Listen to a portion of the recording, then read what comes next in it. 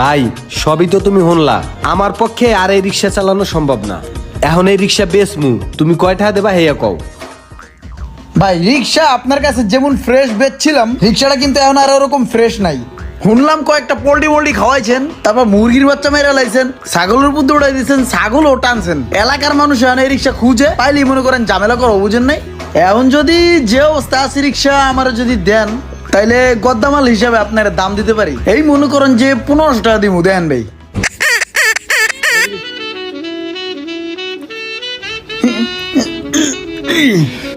এই ধরেন 150, 500, 750, 850, 950, 1050, 1150, 1250, 1350, 70 টাকা আছে। হ্যাঁ তাহলে দিলাম হলো 1470 টাকা, ভাই 30 টাকা পরে দিমনে জায়গা।